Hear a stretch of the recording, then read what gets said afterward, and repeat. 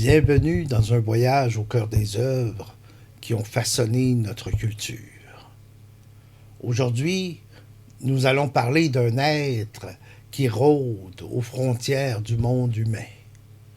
Une silhouette qui émerge de la neige, une figure que l'on craint, mais que l'on ne comprend pas. Le Yéti. Dans Tintin au Tibet, il n'est pas qu'un monstre ou une légende. Il est une épreuve initiatique, une présence archaïque, l'incarnation de cette part d'inconnu que l'homme moderne refuse de voir. Nous allons explorer cette figure à travers plusieurs prismes.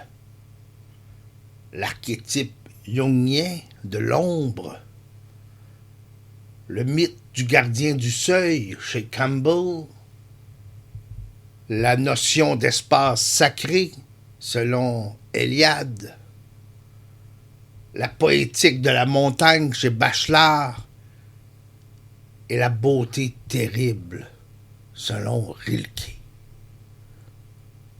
Car le Yéti n'est pas un ennemi, il est une présence qui veille, une force plus ancienne que l'humanité. Et dans son dernier regard, avant de disparaître dans la blancheur de l'Himalaya, il nous laisse une question. Qui est réellement l'étranger? Dans la psychologie de Carl Gustav Jung, l'ombre représente tout ce que l'homme refuse d'affronter en lui-même. L'homme civilisé se veut rationnel, ordonné, maîtrisé. Mais sous cette façade, il y a un héritage plus ancien, plus animal que nous avons refoulé. Le Yéti est cette part primitive, cette force enfouie que l'homme moderne ne veut plus voir. Il vit seul, loin du regard des hommes. Il ne parle pas, il n'a pas besoin de langage. Il est entièrement instinct, sans calcul, sans ruse. Et pourtant, c'est lui qui sauve Chang, l'ami de Tintin. L'homme avait rejeté cet autre lui-même, l'avait relégué au rang de mythe, mais au moment critique, c'est lui qui veille. L'homme aurait-il donc besoin de son ombre plus qu'il ne veut l'admettre? Je pose la question. Dans les récits initiatiques analysés par Joseph Campbell, le héros doit toujours franchir un seuil, celui de l'inconnu, celui du sacré, celui de la transformation. Mais ce seuil est toujours gardé par une présence, un dragon, un sphinx, une figure qui semble menaçante, mais qui, en réalité, teste la valeur du héros. Le Yéti est ce gardien. Il ne parle pas, mais son rôle est clair. Il impose une épreuve, celle du doute et du froid. Il veille sur Chang, mais ne le garde pas prisonnier. Et surtout, il décide du moment où il doit disparaître. Car si Tintin a passé l'épreuve, si son voyage est accompli, alors le gardien du seuil n'a plus de raison d'être visible. Ainsi, le Yéti ne s'enfuit pas. Il se retire car son rôle est terminé. Dans toutes les traditions spirituelles, la montagne est un lieu sacré.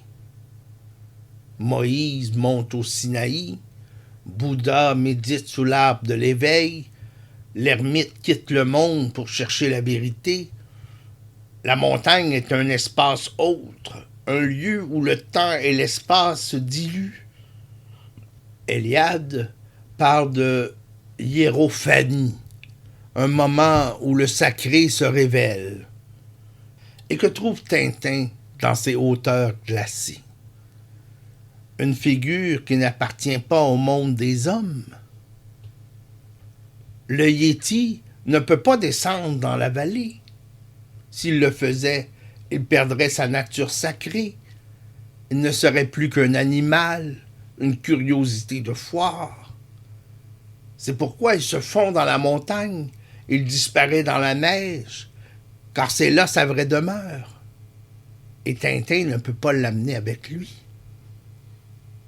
Comme tous les pèlerins redescendus du sommet, il doit accepter que tout ne peut être amené dans le monde d'en bas. Gaston Bachelard a écrit que certains espaces façonnent notre imaginaire. La montagne en fait partie. C'est un lieu d'épreuve, un lieu de silence, un lieu où les repères humains n'ont plus de sens. Dans Tintin au Tibet, plus Tintin monte, plus il se dépouille. Il perd d'abord ses certitudes, il perd ses forces, il perd jusqu'à son rôle de héros. Et au sommet, il ne reste que l'essentiel. Et c'est là que vit le Yéti. C'est un être qui n'a besoin de rien, qui se suffit à lui-même. Dans l'espace fluide et instable de la neige éternelle, il est chez lui. Il est ce que l'homme ne peut plus être, un être en harmonie avec son monde.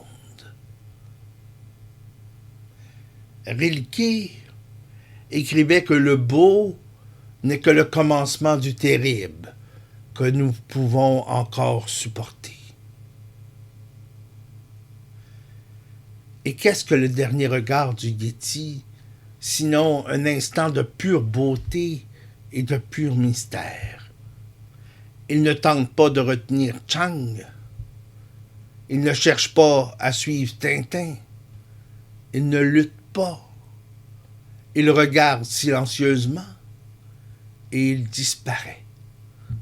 C'est un adieu, mais pas un renoncement, car il sait que les hommes ne sont pas prêts pour lui.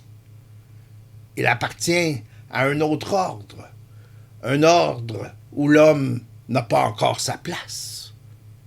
Et ainsi, il s'efface, non pas par faiblesse, mais parce que ce n'est pas son monde que Tintin est venu conquérir. Le Yéti, dans Tintin au Tibet, est bien plus qu'un monstre. Il est une frontière vivante, le seuil entre l'homme et ce qu'il a oublié.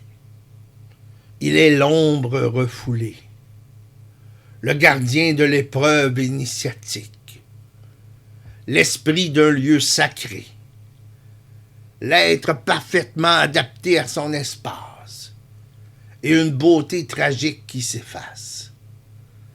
Et au fond, la vraie question est peut-être la suivante. Est-ce Tintin qui quitte le Yéti, ou bien le Yéti qui nous quitte, nous, parce qu'il sait que nous ne sommes pas prêts à le comprendre? Merci d'avoir écouté ce voyage au cœur d'un album hors du commun. À bientôt pour une nouvelle exploration d'une œuvre qui a marqué notre culture.